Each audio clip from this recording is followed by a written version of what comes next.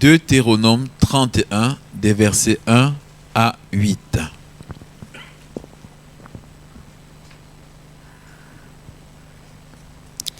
Moïse adressa encore ces paroles à tout Israël.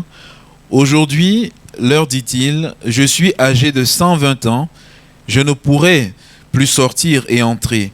Et l'Éternel m'a dit, tu ne passeras pas ce Jourdain. L'Éternel, ton Dieu, marchera lui-même devant toi, il détruira ces nations devant toi et tu t'en rendras maître. Josué marchera aussi devant toi, comme l'Éternel l'a dit. L'Éternel traitera ces nations comme il a traité Sihon et Og, roi des Amoréens, qu'il a détruits avec leur pays. L'Éternel vous les livrera et vous agirez à leur égard selon tous les ordres que je vous ai donnés. Fortifiez-vous et ayez du courage. Ne craignez point et ne soyez point effrayés devant eux, car l'Éternel ton Dieu marchera lui-même avec toi, et il ne te délaissera point, il ne t'abandonnera point. Moïse appela Josué et lui dit, en présence de tout Israël, fortifie-toi et prends courage, car tu entreras avec ce peuple dans le pays que l'Éternel a juré à leur père de leur donner, et c'est toi qui les mettras en possession. L'Éternel marchera lui-même devant toi, il sera lui-même avec toi, et il ne te délaissera point, il ne t'abandonnera point, ne crains point et ne t'effraie point. Amen. Un beau texte, un texte profond, et quand on lit dès les premiers versets de ce texte, on voit c'est Josué, celui qui a toujours été le conducteur du peuple d'Israël. Il dit, j'ai 120 ans, donc je suis déjà âgé, je ne vais plus entrer, je ne vais plus sortir avec Israël, je veux passer le bâton. Amen. Et c'est vrai que deux fois, il est bon de passer le bâton. Hier, on avait le goûter entre les jeunes et les aînés. On a passé de bons moments où, voilà, notre sœur nous a lu un passage où l'ancienne génération peut témoigner à la nouvelle génération. Il est bon de passer le bâton. Et ici, c'est ce que Moïse va faire. Il va passer le bâton à un homme, il va passer le bâton à Josué. Amen. Et alors que Moïse va parler au peuple, il parle devant tous, il va comme donner ses dernières recommandations. Et vous savez, les dernières volontés de quelqu'un sont toujours importantes parce que la personne qui est en train de partir, elle ressent des choses très très fortes sur son cœur. Et tout ce qu'elle va partager, c'est vraiment profond. Le peuple sait déjà que c'est Josué qui va prendre la suite, mais Moïse le répète encore afin que le peuple puisse l'entendre, que Josué lui-même puisse être saisi maintenant que voilà, le temps est venu pour toi d'entrer dans ce que Dieu a prévu. Et quand on lit ce passage, il y a une pensée qui revient à 3 reprises. Et très certainement, vous l'avez décelé. Cette pensée est aussi le titre de ce message. L'Éternel lui-même marchera devant toi. Alléluia. Et vraiment, c'est la pensée sur laquelle je vais m'arrêter aujourd'hui et en ce début d'année, cette pensée qui a résonné sur mon cœur et je crois que l'Éternel veut communiquer à l'Assemblée de Saint-Fond, c'est que l'Éternel lui-même marchera devant nous. Quand on lit ce passage, il a dit 3 fois, il a dit 2 fois au peuple et il a dit 1 fois à Josué. Mais quand je regarde, je me rends compte que Josué était à côté du peuple.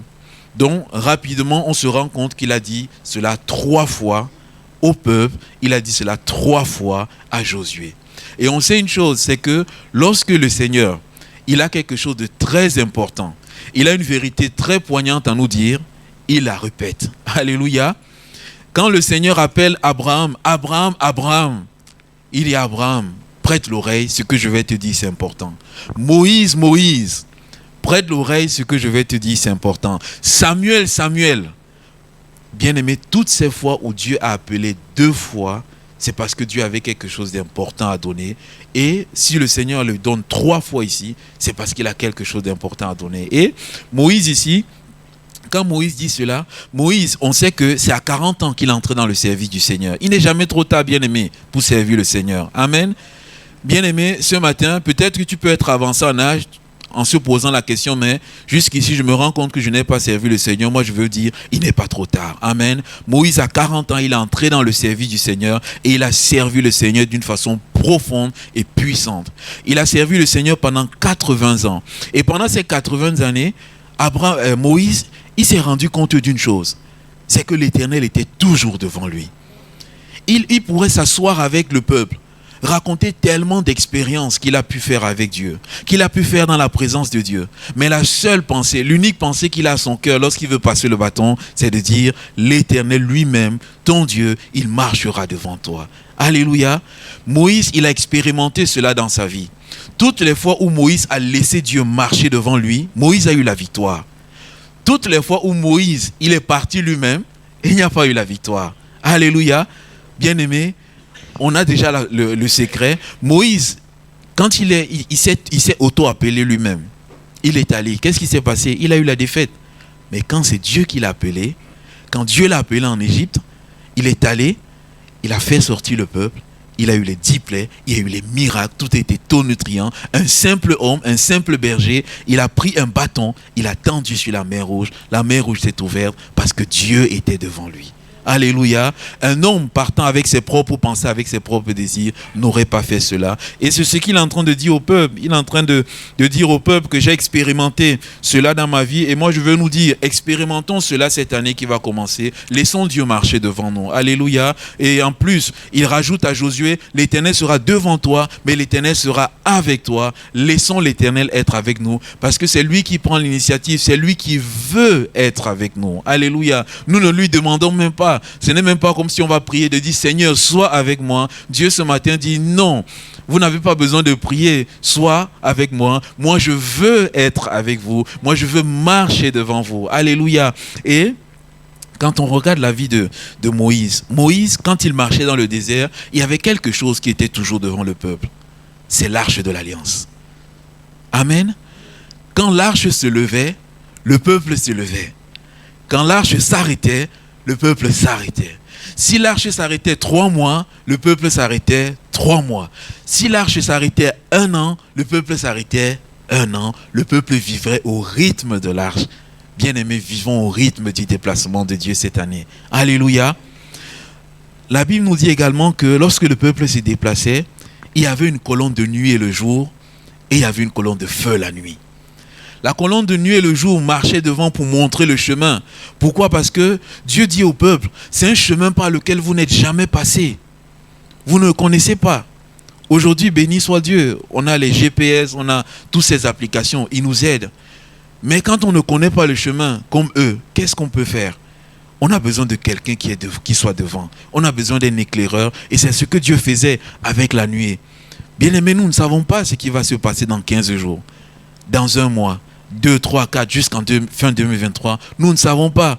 Mais nous savons que celui qui est Dieu de toute éternité, il a déjà vu la fin de 2023. Alléluia. Alors nous avons tout intérêt. Aujourd'hui, ce n'est plus avec la nuée. Aujourd'hui, ce n'est plus avec le feu pour nous éclairer. Mais aujourd'hui, c'est avec le Saint-Esprit que le Seigneur va nous conduire. Amen. Et on a tout intérêt à dire, Seigneur, puisque tu es devant moi, Seigneur, je veux regarder à toi. Je veux garder les regards sur toi. Et bien aimé, cette vérité, nous le voyons, elle traverse toute la Bible. De Moïse, de tous les hommes de Dieu, pour s'arrêter même sur Jésus. Jésus, quand il était avec ses disciples, il était toujours devant ses disciples. Les disciples n'étaient jamais devant Jésus. Jésus était devant, les disciples étaient derrière. Alléluia. Quand Jésus a dit à ses disciples qu'il s'en va, quelle a été leur réaction? Ils étaient troublés. Ils étaient inquiets. Pourquoi est-ce qu'ils étaient inquiets? Quand il y avait les chefs religieux qui posaient les questions, eux, ils étaient tranquilles parce que Jésus est devant, il va répondre. Alléluia. Lorsqu'il y avait des discussions, toutes ces choses-là, ils étaient tranquilles. Mon Jésus est devant. Amen. Mon Jésus a la solution. Mon Jésus a toujours le mot qu'il faut. Maintenant, Jésus nous dit qu'il va s'en aller. Les disciples ont paniqué, mais il dit simplement, je ne vous laisserai pas seul, je ne vous laisserai pas orphelin, je vous enverrai le Saint-Esprit. Et il le déclare, lorsque l'Esprit de Dieu viendra sur vous et que vous serez traînés devant les tribunaux, ne vous inquiétez pas de ce que vous direz et de comment vous direz, parce que l'Esprit de votre Père qui est en vous, il vous dira au moment opportun ce qu'il faut dire. Comment est-ce qu'il faut le dire? Alléluia. Seigneur, merci parce que tu marches devant moi. Or, et on bénit le Seigneur parce que c'est la Sainte Trinité vraiment qui marche devant nous. Et Moïse, quand il parle de cette pensée, Dieu marche devant nous, je me suis arrêté sur 3 points. 3 éléments qui sont attachés à l'Éternel marche devant nous dans ce texte. Premièrement, il dit, l'Éternel lui-même marchera devant toi et il détruira ces nations devant toi et tu t'en rendras maître. Amen. Bien-aimé, il dit ceci, alors que l'Éternel va marcher devant toi, il va remporter la victoire sur tes ennemis. Il va détruire tes ennemis. Alléluia. Le combat, ce ne sera pas ton combat, ça sera le combat de l'Éternel. Amen. Dieu va combattre en 2023 pour toi, mon frère, ma soeur, mon ami. Alléluia. Ce matin, simplement, si tu saisis cette parole, tu te dis, Moïse, il a expérimenté cela. Moi aussi, je vais expérimenter cela. Alors, je ne vais pas paniquer. Je ne veux pas être dans la crainte et dans le tremblement. Je veux m'attendre à ce que Dieu combatte mes ennemis. Alléluia. Je me mets derrière et on avance, Seigneur. Amen. Dieu combattra tes ennemis. Nous aurons des combats dans cette année, bien-aimés. Nous aurons des défis à relever. Ça, c'est pas une prophétie que je vous donne, c'est simplement les réalités de la vie. Ils seront là. Et j'ai entendu dans les prières, Seigneur, 2023 avait à peine commencé que j'étais déjà dans les combats. 2023 a à peine commencé qu'on a déjà des bien-aimés qui sont dans des combats, qui sont malades.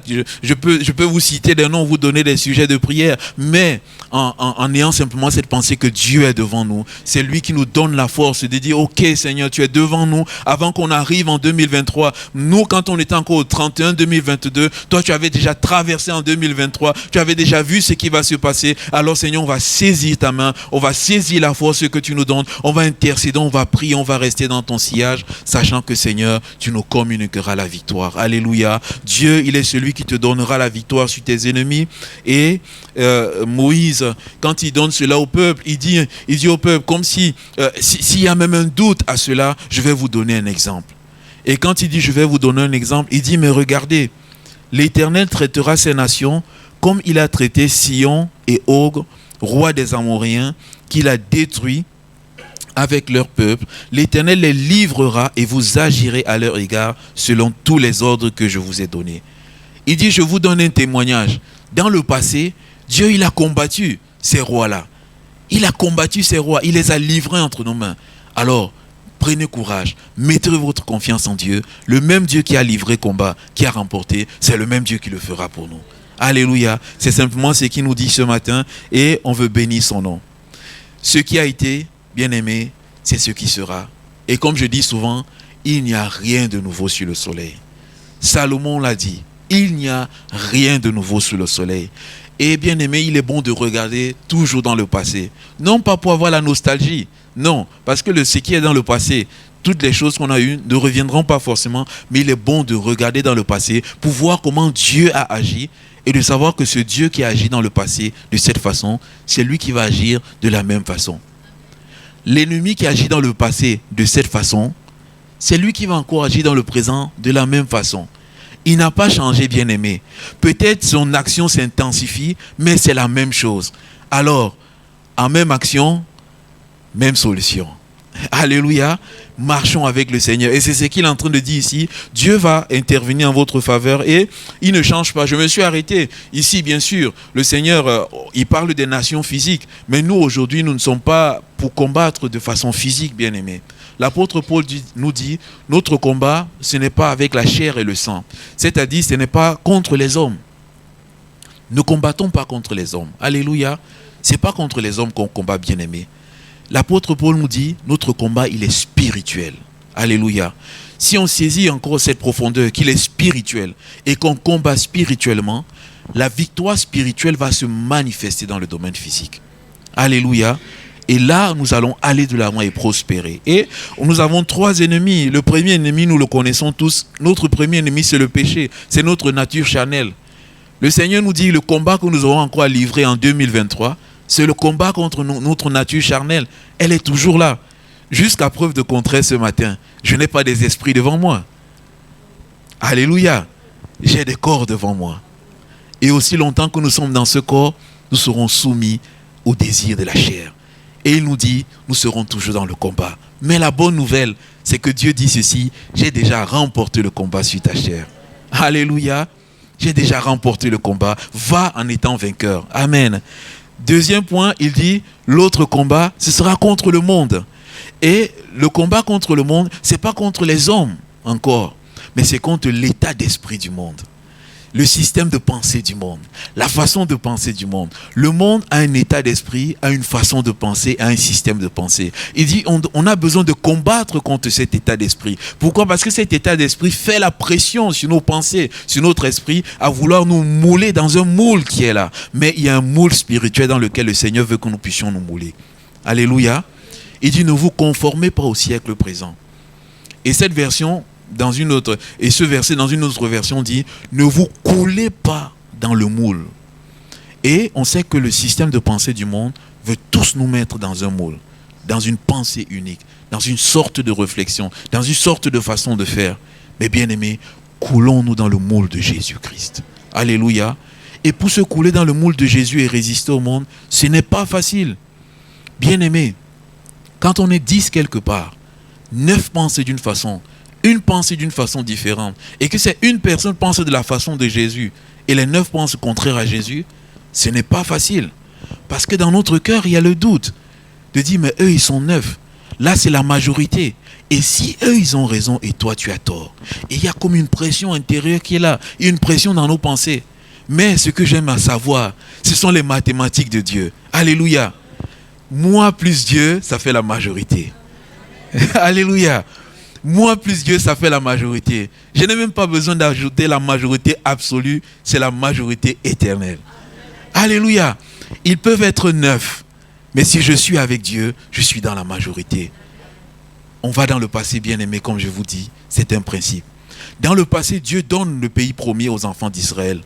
Les enfants d'Israël vont résister, ils vont douter. Dieu dit, ok Moïse, envoie les espions. Les espions sont allés, 12.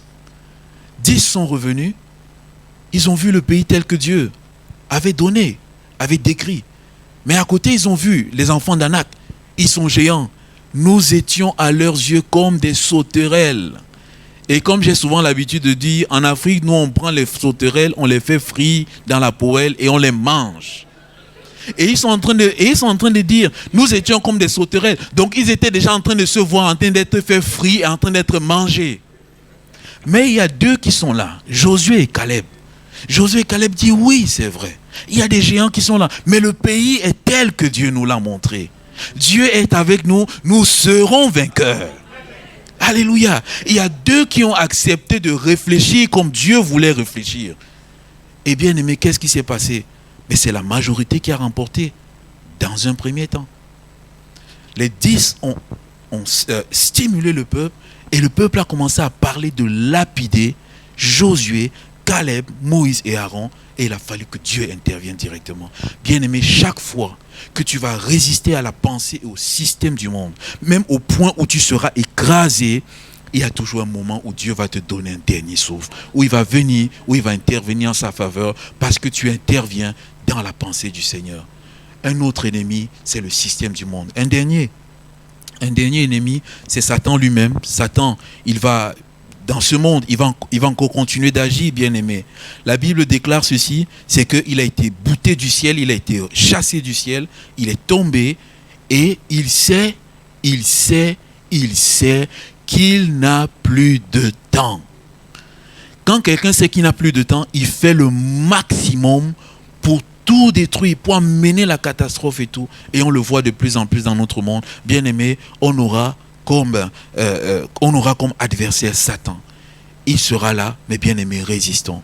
La Bible dit simplement, dans le passé, Genèse 3,15, c'est que Dieu, il a écrasé la tête du serpent.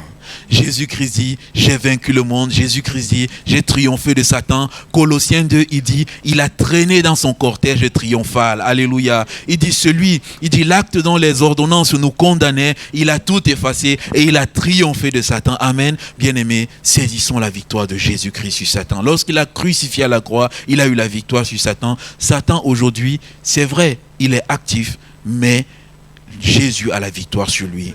Il est comme un lion rugissant, mais Jésus a la victoire sur lui. Alléluia. Amen. Ne crayons pas. Ce sont nos ennemis. Et le Seigneur nous dit ceci. Moi, je prendrai la victoire sur tes ennemis. Ça, c'est une bonne chose. Et je me suis arrêté sur la seconde partie du verset. Et il dit ceci. Tu t'en rendras maître. Amen. Dieu a déjà fait sa part, bien-aimé. Et Dieu nous dit maintenant de faire la nôtre. Il dit, tu t'en rendras maître. Il dit, moi, je te donne la victoire sur ces personnes-là. Mais il faut que toi, tu domines sur eux. Alléluia. Et le Seigneur nous appelle aussi à notre responsabilité. Dieu a eu la victoire sur notre chair. Il a eu la victoire sur le monde. Il a eu la victoire sur Satan. C'est à nous de mettre notre foi et de proclamer et de déclarer ces choses, d'entrer dans ces choses. Alléluia. Dieu ne va pas tout faire à notre place. Dieu va faire pour nous, avec nous, mais pas à notre place, bien-aimés. Et quand j'ai pensé à ça, j'ai pensé à Caïn. Dieu a dit à Caïn, Caïn, le péché est tapis devant ta porte. Caïn, le péché est là. Alors que Caïn avait la pensée dans son cœur de tuer son frère. Dieu est venu rapidement. Dieu lui dit, Caïn, le péché est là. Mais qu'est-ce qu'il dit à Caïn? Toi, domine sur lui. Tu t'en rendras maître, tu domineras, tu prendras possession, tu soumettras. Il dit, toi, domine sur lui. Toi, domine sur lui parce que moi, je t'ai déjà donné la force de résister. Je t'ai déjà donné tout ce dont tu as besoin. Mais si tu mets ta foi en moi, tu vas voir cette force se déployer dans ta vie. Mais malheureusement, Caïn, qu'est-ce qu'il a fait? Il n'a pas écouté et Caïn, il a tué son frère. Bien-aimé, le Seigneur nous a déjà donné la victoire. Jésus-Christ a dit à ses disciples simplement, moi, j'ai vaincu le monde. Prenez courage, j'ai vaincu. Alléluia. Puisque j'ai vaincu, vous aussi, vous allez vaincre. Mais maintenant, qu'est-ce qu'il faut faire? Il faut que vous ayez du courage et que vous montez à l'assaut. Amen. C'est ce que le Seigneur nous dit. Merci Seigneur pour la victoire sur nos ennemis. Merci Seigneur aussi parce que dans cette parole, il dit à plusieurs fois, fortifiez-vous et ayez du courage. Il dit, ne craiez point et ne soyez point effrayés devant eux. Il dit ceci, car l'Éternel marchera devant toi, il ne te délaissera point et il ne t'abandonnera point. Amen. J'aimerais nous dire ce matin que le Dieu qui marche devant nous, c'est celui qui ne va pas nous délaisser, c'est celui qui ne va pas nous abandonner. Alléluia. Cette année, peut-être, on va passer, bien sûr, nous sommes des hommes, peut-être qu'on va passer par la solitude, peut-être qu'on va passer par le rejet, peut-être qu'on va passer par le sentiment d'être mis à l'écart, peut-être qu'on va passer par tous ces sentiments, mais le Seigneur va simplement nous dire, ne te décourage pas, je ne t'ai pas délaissé, je ne t'ai pas abandonné. Alléluia. Bien-aimé, Dieu est toujours avec nous et il sera toujours avec nous. Aussi longtemps aussi que nous marchons dans sa présence. Amen. Aussi longtemps que nous saisissons sa main, le Seigneur sera toujours avec nous. Il nous en fait la promesse. Alors, bien-aimés, mettons notre foi dans cette promesse. Il a fait la promesse aux disciples, je ne vous laisserai pas seul, je vous enverrai le Saint-Esprit. Dieu, et cette promesse, il a donnée au peuple d'Israël. Et, bien-aimés, Dieu n'a jamais délaissé Israël. Dieu n'a jamais abandonné Israël. Dieu, pour un temps, la Bible dit, il s'est tourné vers les païens. Il s'est tourné vers nous. Amen. Aujourd'hui, Israël est là. Mais la Bible nous déclare qu'un jour, Dieu va se tourner totalement vers Israël. Un jour où les regards de Dieu vont se détourner de nous et vont se poser uniquement sur Israël. Pourquoi? Parce que Israël a résisté à Dieu, Israël était désobéissant. Dieu a dit, ok, comme Israël était désobéissant, j'ouvre la porte du salut aux nations. Donc c'est la raison pour laquelle nous sommes sauvés. Mais il va arriver un jour, bien-aimé, lorsque le Seigneur Jésus reviendra pour la seconde fois, avec l'église sur le mont des Oliviers, ça ne sera plus pour le monde entier, mais ça sera uniquement pour Israël. Bien sûr, pendant ce moment-là, tous ceux qui sont autour vont voir la gloire de Jésus et auront la possibilité de se convertir, mais ça sera pour Israël. Bien-aimé, Dieu a dit à Israël, je ne te délaisserai point, je ne t'abandonnerai point. Aujourd'hui encore, bien-aimé, quand on regarde l'histoire, on voit que Dieu n'a pas abandonné Israël. Alléluia. Et ce sera jusqu'à la fin. Bien aimé, pour nous aussi, Dieu ne nous a pas abandonnés. Il y a plusieurs hommes de Dieu qui ont expérimenté l'abandon ou le sentiment d'abandon. Il y a Job. Job dans sa souffrance. Job dans ses difficultés. Il croyait que Dieu l'a délaissé. Il croyait que Dieu l'a abandonné. Peut-être que dans la souffrance cette année, on aura ce sentiment. Il y a Moïse lui-même qui a cru cela. Devant le poids du peuple, il a cru être abandonné. Mais Dieu ne l'avait pas abandonné. Il y a Élie lui-même qui devant l'oppression de Jézabel, Élie, la Bible dit, il s'est retiré, il a laissé son serviteur de côté, il a été dans la dépression, il a cru que Dieu l'a abandonné. Il y a un autre homme, il y a David. David aussi qui a cru que Dieu l'a abandonné. Et David, je me suis arrêté sur plusieurs psaumes avec une concordance. David, quand on entend ses prières, ça a été le vainqueur de Dieu Mais c'était un homme qui sentait l'abandon au plus profond de lui et qui avait aussi peur de l'abandon. David dit, ne me cache pas ta face, ne repousse pas avec colère ton serviteur. Seigneur, tu es mon secours. Ne me laisse pas, ne m'abandonne pas, Dieu de mon salut. Ne m'abandonne pas, Éternel, mon Dieu. Ne t'éloigne pas de moi. Ne me rejette pas au temps de ma vieillesse, quand mes forces s'en vont. Ne m'abandonne pas, oh Dieu, même dans la blanche vieillesse. C'est le passage que notre sœur a lu hier. Même dans la blanche vieillesse, afin que j'annonce ta force à la génération présente, ta puissance à la génération future. Seigneur, ne m'abandonne pas. C'est le cri de David. Et c'est vrai que deux fois, lorsque nous sommes seuls, on se croit abandonné. Et comme je partageais avec les aînés hier, deux fois, quand on est aîné, deux fois, on a même plus souvent la possibilité de sortir, de venir dans des réunions. Deux fois, on peut se croire abandonné. C'est vrai, on peut se croire seul. Mais Dieu ne nous abandonne pas. Alléluia, Dieu ne nous laisse pas et simplement nous dit ce matin, bien-aimé, l'Éternel qui marchera devant toi, c'est celui qui ne va pas t'abandonner. Il t'en fait une promesse. L'Éternel qui marchera devant toi, je vais clôturer avec ce point. L'Éternel qui marchera devant toi, c'est celui qui te dit, fortifie-toi et prends courage. Amen. Maintenant que tu sais que je vais marcher devant toi, ton rôle maintenant, ton but, c'est de te fortifier et de prendre courage. Il le dit au peuple, mais il le dit aussi à Josué. Te fortifier et prendre courage parce que la tâche ne sera pas facile. Livrer bataille, c'est pas facile. La guerre n'est jamais facile. Quand vous allez entrer, ces populations dans lesquelles vous allez entrer, elles ne vont pas simplement lever les mains de dire on se rend. Non. Elles ne vont pas lever les mains, elles vont combattre. Le péché ne va pas lever les mains, les désirs de la chair ne vont pas lever les mains et de se rendre tout seuls. Non, non, non, ils vont combattre, ils vont résister. Les pensées du monde ne vont pas faire pareil, ils vont résister. Satan ne va pas abdiquer, il va résister. Dieu, il sait que c'est difficile, que ça ne sera pas facile. Alors, il nous demande de nous fortifier et de prendre courage. Premièrement, fortifie-toi et prends courage. Fortifie-toi, il a dit à Josué, Josué 1, fortifie-toi dans ma parole. Alléluia. Lis la parole, c'est bien. Mais médite-la encore en profondeur, qu'elle soit encore enracinée en toi, fortifie-toi, que cette parole soit grande en toi, c'est que tout ton être soit rempli de cette parole, que lorsque tu t'assois et que tu réfléchisses, que tu médites sur la parole dans ton esprit, fortifie-toi, mange ma parole, alléluia, nourris-toi de ma parole, c'est ça qui va te fortifier, amen. Jean, il dit ceci, 1 Jean 2, quand il parle des jeunes gens, il dit, jeunes gens, vous êtes forts. Pourquoi? Parce que la parole de Dieu demeure en vous. Alléluia. Parce que la parole de Dieu. Fortifie-toi et prends courage dans la présence de Dieu. Reste dans la présence de Dieu. Alléluia.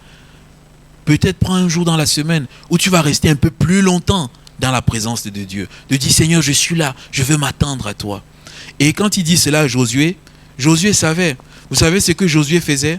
Lorsque Moïse montait dans la tente sur la montagne, et qu'il était dans la présence de Dieu, il parlait avec Dieu. Lorsque Moïse sortait, la Bible dit, Josué restait dans la présence de Dieu. Alléluia. Bien-aimés, apprenons à rester dans la présence de Dieu. C'est en restant dans cette présence-là que nous sommes fortifiés. Il y a un verset que j'aime beaucoup dans Éphésiens 3,14 où le Seigneur dit simplement que selon la richesse de sa gloire, qui nous donne d'être puissamment fortifiés dans notre homme intérieur par le Saint-Esprit. Reste dans la présence de Dieu et par le Saint-Esprit, il va te fortifier puissamment dans ton cœur. Et quand il va te fortifier puissamment dans ton cœur, tu n'auras plus de crainte, tu n'auras plus de peur. Alléluia. La crainte peut arriver. Nous sommes humains. La peur peut arriver, nous sommes humains. Mais alors qu'on va se fortifier dans la présence du Seigneur, il va enlever la crainte. Et comme je disais vendredi, l'amour parfait bannit la crainte. Alléluia. L'amour parfait repousse la crainte. L'amour parfait met la crainte dehors. L'amour parfait, c'est Dieu lui-même. Fortifie-toi dans la présence du Seigneur. Reste plus longtemps à ses côtés. Et il dit ceci, prends courage. Fortifie-toi, mais également prends courage. Prendre courage, c'est soit obéissant. Deux fois, le Seigneur peut nous dire quelque chose. Je prenais cet exemple de 10 personnes, 9 qui sont dans une pensée commune, une qui a une pensée, qui a la pensée de Dieu. C'est pas évident. Mais là, quand il faut faire quelque chose, il faut avoir du courage. Il faut avoir du courage pour résister au regard des autres. Il faut avoir du courage pour résister au qu'en dira-t-on. Il dit, fortifie-toi et prends courage. Sois courageux. Et j'ai aimé un don spirituel ce matin qui disait, en 2023, il faut oser. Amen. C'est ce que Dieu est en train de dire au peuple. Il faut que vous osiez. Il faut que vous mettiez en pratique ma parole. Même quand tout ira mal, même quand tout sera contraire, il faut oser. Il faut oser dire ce que je mettrai sur le cœur, même quand les raisonnements tout autour seront contraires. Il faut oser. Alléluia. Et Dieu seul sait les résistances que nous aurons. Dieu seul sait les mauvaises paroles que nous aurons. Dieu seul sait les découragements que nous aurons. Bien-aimés, il faut oser. Prends courage. Fais ce que je te demande, même si cela semble une montagne, même si cela semble un sacrifice. Fais ce que je te demande, même si cela dépasse ton intelligence. Bien-aimé, c'est ça. Être courageux, c'est prendre à cœur de faire quelque chose malgré ma peur, malgré ma crainte, malgré ma frayeur. Alléluia. Celui qui est courageux, ce n'est pas celui qui n'a jamais peur. C'est faux. Ce n'est pas celui qui n'a jamais peur. Celui qui est courageux, c'est celui qui sait dompter sa peur. Amen. C'est celui qui s'est dit, oui, tu es là ma peur, oui, tu es là ma frayeur, mais maintenant, je regarde à Jésus, je ne regarde plus à toi et je fais ce que le Seigneur me demande. Amen. En 2023, bien-aimés, mettons notre confiance en Dieu, il nous donnera cette foi. En 2023, soyons courageux, osons de nouvelles choses avec Dieu. Dieu va faire des nouvelles choses avec nous, mais osons de nouvelles choses. Seigneur, si je suis dans une routine, donne-moi de sortir de la routine. Alléluia. Seigneur, osons de grandes choses avec Dieu. Dieu veut que nous fassions de grandes choses pour lui. Mais des fois, c'est la crainte que nous pouvons avoir qui nous empêche de faire de grandes choses avec le Seigneur. Des fois, c'est le confort dans lequel nous sommes. Des fois, c'est la routine dans laquelle nous pouvons être qui nous empêche. Mais je veux dire, Seigneur, je veux faire de grandes choses. Je veux oser. Seigneur, même si je suis très, très avancé en âge, je veux encore oser. Alléluia. Amen. Parce que oser avancer en âge, ce n'est pas une question de physique. C'est une question de cœur et d'état d'esprit. J'en veux pour preuve un homme, il s'appelle Caleb. À 85 ans, Caleb vient voir Josué. Il dit, Josué, donne-moi le territoire que l'Éternel m'a promis. Il dit, j'ai 85 ans, mais j'ai encore la même vigueur. Alléluia. J'ai encore la même vigueur quand Moïse faisait la promesse. Il y a 45 ans qui sont passés. Il dit, j'ai encore la même vigueur, donne-moi la montagne. Et j'ai lu ce passage, je me suis dit, mais comment est-ce que Caleb a fait pour prendre cette montagne? Caleb était rusé. Caleb était intelligent. Bien aimé, quand on lit Josué 14, Josué 15, Caleb va dire ceci. Celui qui montera et prendra la montagne en ma faveur, je lui donnerai ma fille. Alléluia. Caleb, il est intelligent. Je ne sais pas si vous voyez, bien aimé. Caleb, il dit, je n'ai plus la force, mais je dis, dans le peuple d'Israël, le jeune homme qui montera et prendra ce territoire-là, je lui donnerai ma fille. Et il y a un brave jeune homme qui a regardé la fille de Caleb, qui s'appelait Aksa. Il dit, celle-là, elle est tellement belle, je vais donner ma vie. Alléluia. Il a osé, bien-aimé. Dans la vie, il faut oser. C'est moi qui rajoute, ce n'est pas marqué dans la Bible. Et Othniel, qu'est-ce qu'il a fait? Il est monté et il s'est emparé du territoire. Quand il s'est emparé du territoire, Caleb, qu'est-ce qu'il a fait? Il lui a donné Aksa. Amen. Mais Aksa, cette fille a grandi auprès d'un père qui ose. Auprès d'un père qui ose demander des choses compliquées. Othniel était un vaillant héros, mais Aksa, il avait encore quelque chose de fort. Aksa se rend compte que la terre que Othniel a conquis, mais c'est une terre qui est sèche, c'est une terre qui est pauvre. Aksa dit, mais mon père, donne-moi les sources d'en haut et les sources d'en bas. Alléluia. Osons demander de grandes choses à Dieu. Osons demander de nouvelles choses. Seigneur, la terre est sèche. La terre de ce monde, elle est sec. Seigneur, donne-nous les sources d'en haut et les sources d'en bas. Les sources d'en haut de l'esprit, les sources d'en bas, les bénédictions que tu as sur cette terre. Seigneur, donne-moi les sources d'en haut. Tu m'as donné la terre, mais je veux la bénédiction. Bien-aimés, osons de grandes choses avec Dieu. Osons de nouvelles choses. Même si nous sommes vieux, c'est possible avec Dieu. Alléluia. On a vu Othniel l'a fait, on a vu Aksa l'a fait, on a vu Caleb l'a fait. C'est simplement ce partage que je voulais avoir avec nous ce matin. L'Éternel marchera lui-même devant toi. Il te donnera la victoire. Il ne te délaissera point, il ne t'abandonnera point. Et il te dit, fortifie-toi et prends courage. Amen. Seigneur, merci de me donner, de mettre ma foi en toi, dans cette promesse que tu me donnes, et donne-moi de faire ma part. Amen. Bien-aimé, on va prier le Seigneur. Que Dieu nous bénisse en cette année 2023.